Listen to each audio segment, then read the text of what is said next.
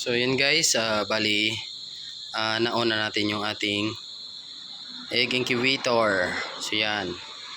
So yung ginamit natin dito na thermostat is yung model niya is yun guys, DMW3002, and then may hygrometer tayo, pero naglagay pa rin ako dun sa loob ng hygrometer yan, para masukat ko talaga yung temperature. So nasa 37 point something dun yung sa loob, and then yung humidity nya is nasa 52, pero yung humidity dito is 79. So okay lang yan guys.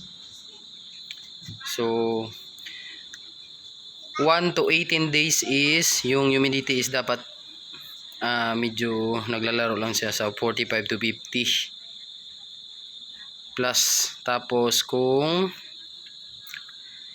18 to 21 days, tinataasan ko na yung humidity to 60 to 80 na guys, kasi yun na yung hatching date nya. So bali nakaset yung thermostat natin na 37.8 siya mamamatay, and then 37.2 siya iilaw.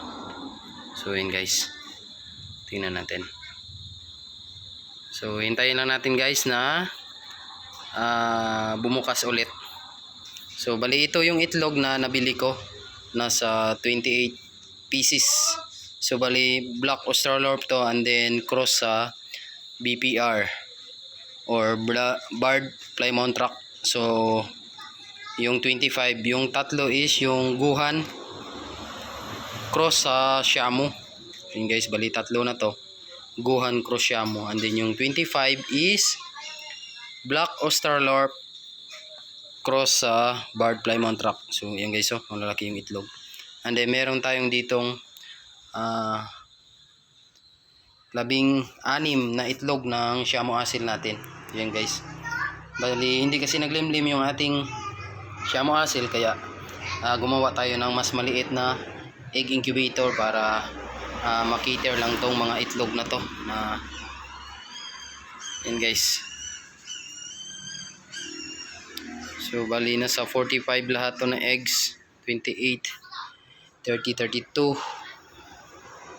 36, 38, 40. So 45 lahat. Nasa 45 lahat guys na itlog. Yan. So yan yung isasalang natin. So ito yung temperature, nasa 37.5 pa siya, so hindi pa siya umiilaw. So antayin lang natin guys na mag-ilaw. So 37.4 na. Kunti na lang, iilaw na yan guys. So yan. So DIY lang yan guys na egg incubator. Ayan. So yung mga materials na to is galing din to sa luma nating egg incubator. So mas malaki kasi yun. So dalawa yung ilaw no, na tig 25 watts. So bali 50 watts yung ilaw nya. So ito is gumawa tayo ng isang ilaw lang. So nasa 25 watts lang to. So yan guys, nasa 37.2 na yung temperature nya. So ilaw pusa yung ilaw nya. And then meron niyang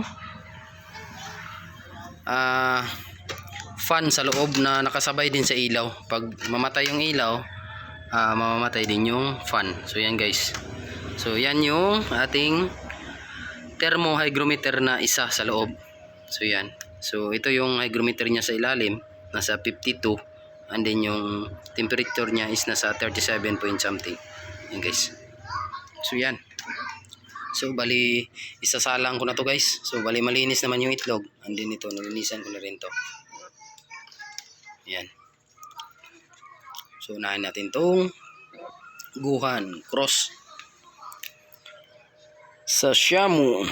So yun guys.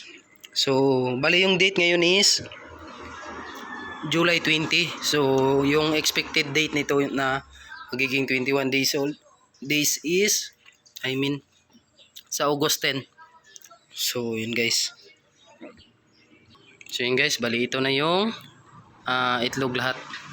So yung capacity pala nito guys is nasa 60 to 80 eggs. Ayan. So pwede naman maglagay dito sa ilalim. So kasi nakaangat naman to guys. Oh. So yan, medyo mataas pa yung sa ilalim. So dyan natin ilalagay yung tubig pag tumungtong na ng 18 days. So yan. So yan guys. So takpan na natin para bumalik na yung temperature. So yan guys, yan na yung itsura nya. So yan, so good luck sa atin sa nabili nating itlog. So sana maraming fertile. So yan. So yun lang guys for today's vlog at maraming salamat sa patuloy na sumusuporta. So God bless at happy farming to everyone.